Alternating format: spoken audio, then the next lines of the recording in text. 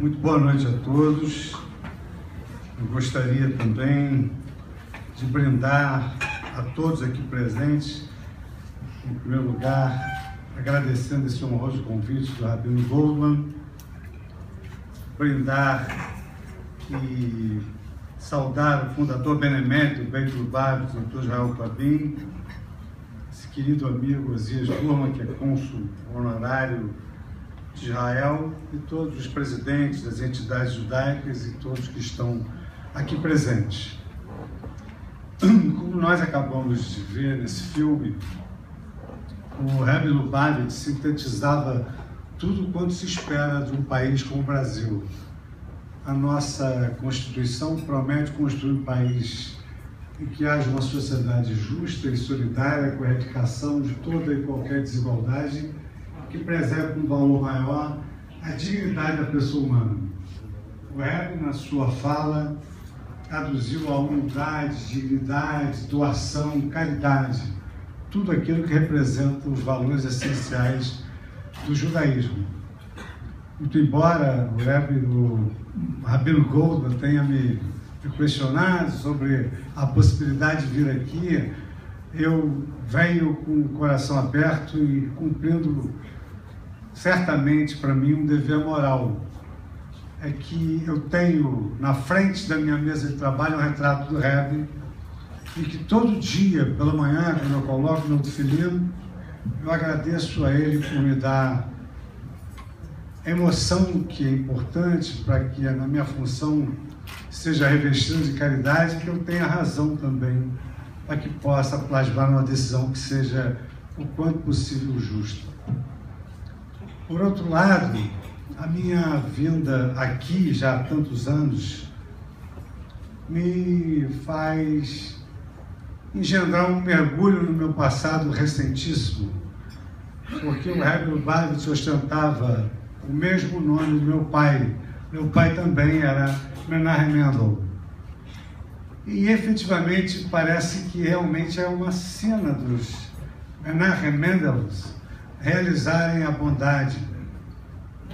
Quando vinha à sinagoga rezar o primeiro Yisro depois da morte do meu pai, o Rabino Goldman fez uma homenagem e disse que meu pai realizara durante a vida várias caridades ocultas que um dia apareceriam na pessoa de cidadãos que viriam agradecer tudo quanto ele pôde fazer.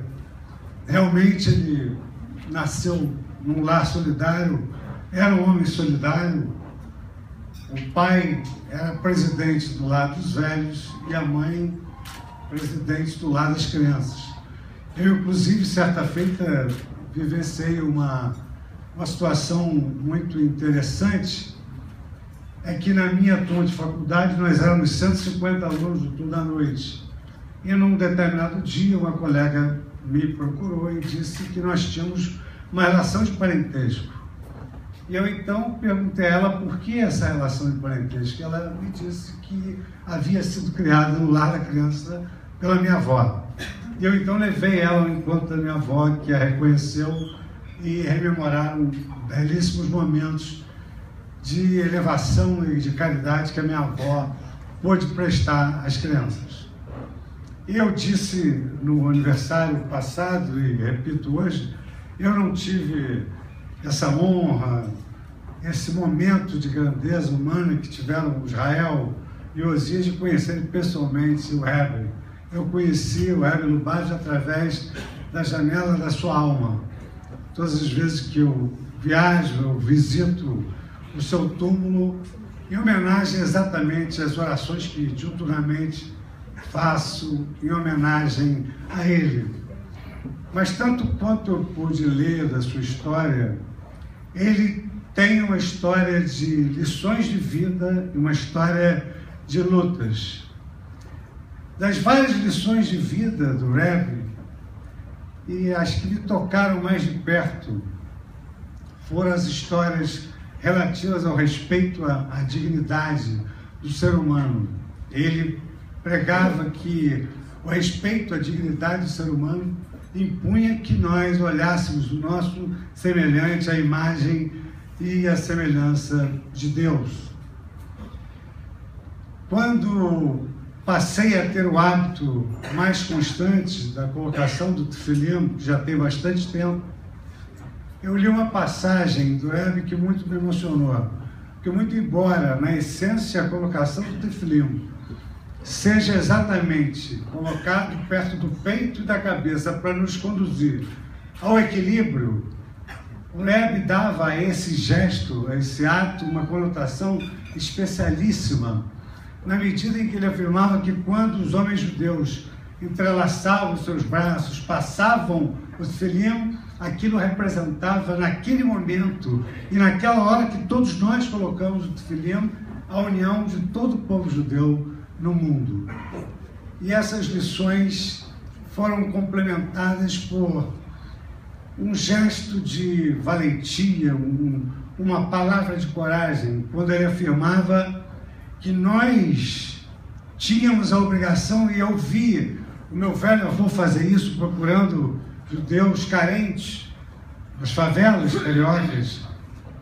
Ele dizia que nós devíamos nos empenharmos na procura de judeus que precisavam de apoio, mas que nós tínhamos que, nessa procura, atuarmos com a intensidade do amor, assim como esses judeus foram perseguidos com a intensidade do ódio.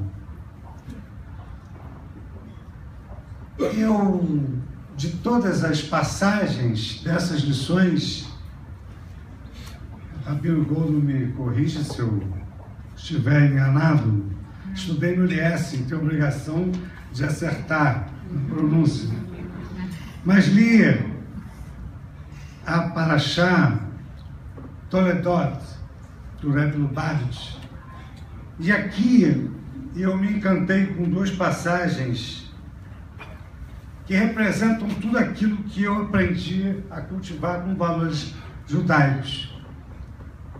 O homem judeu é um homem, ao mesmo tempo, sensível e corajoso, porque num país onde os homens temem, as suas atitudes valerão tanto quanto valham esses homens. E o Rebbe, na sua Parashá, dizia: a alma realiza a vontade de Deus através do corpo. Por isso que os homens judeus podem ser escravizados, eventualmente foram até subjugados na Segunda Guerra Mundial. Mas as suas almas são absolutamente livres, jamais são subjugadas. E numa segunda passagem dessa Parashá, e aqui nós vimos nesse filme, o Rebbe afirmava que as caridades, as mitzvot, elas tinham como recompensa a própria caridade que se fazia. Ou seja, aqueles atos de bondade eram mensagens de Deus que se retribuíam pelo só ato de se fazer a caridade.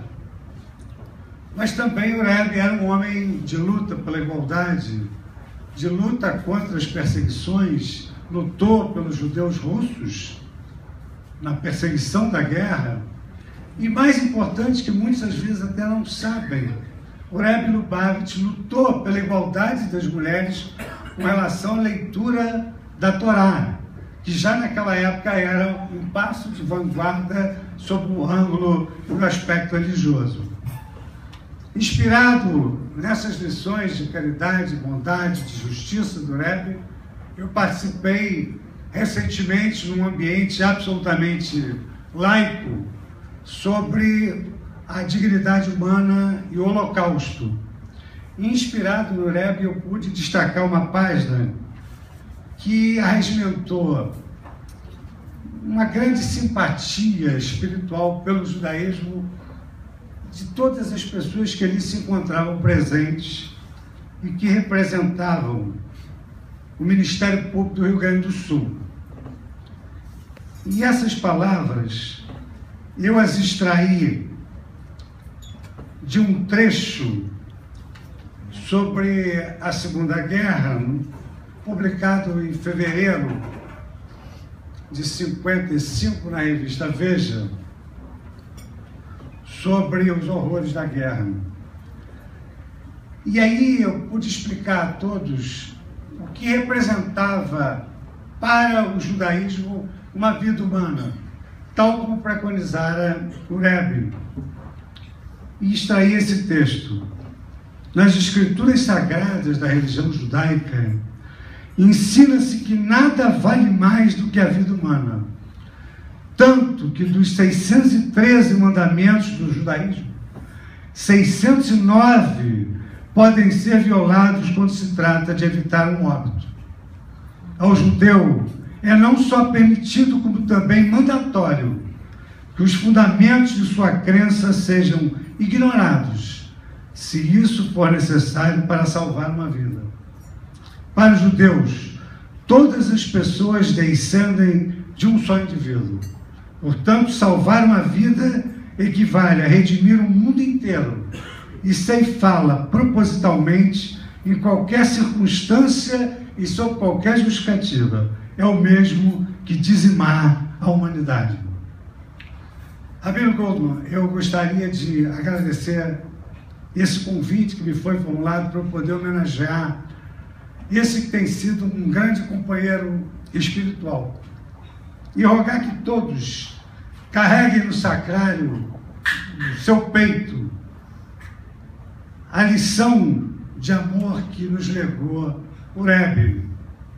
Rebbe dizia que os judeus têm 3 amores. O primeiro amor ao semelhante, o segundo à Torá e o terceiro a Deus. Hag Sameach.